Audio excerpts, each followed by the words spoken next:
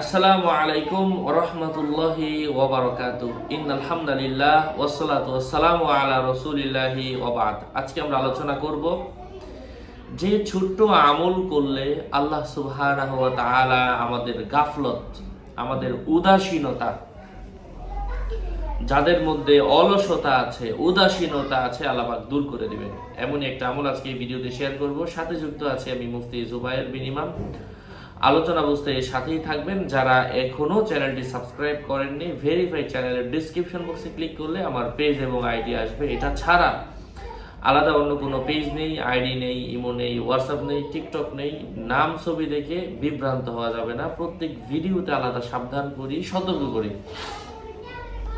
তো আমি যেটা বলছিলাম, আল্লাহ পাকের একটি ইসমে জামালি রয়েছে, ইয়া মাতিনু, ময়কার মা তরিষ্কার তি দন্তান নরিষ্কার নু।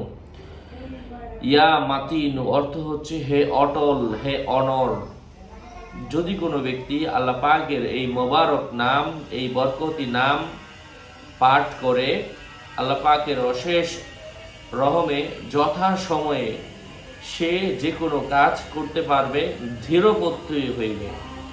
গাফলত এবং অলসতা তাকে স্পর্শ করতে পারবে না এই আমলের বরকতে। এই জিকিরটা, আল্লাহ পাকের এই নামটা ইয়া মাতিনু, এটা বেশি বেশি জপতে থাকবে।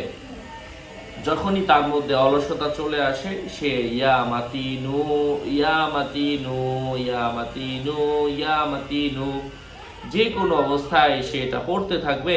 আল্লাহ সুবহানাহু ওয়া তাআলা তাকে সকল ধরনের অলসতা থেকে হেফাজত করবেন।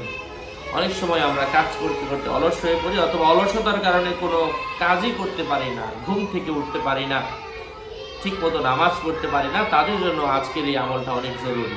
যাই হোক, আরও আপডেট পেতে সাথেই থাকবেন। আপনাদের মঙ্গল এবং দীর্ঘায়ু কামনা করে এখানেই শেষ করছি। আসসালামু আলাইকুম ওয়া রাহমাতুল্লাহি ওয়া বারাকাতুহু।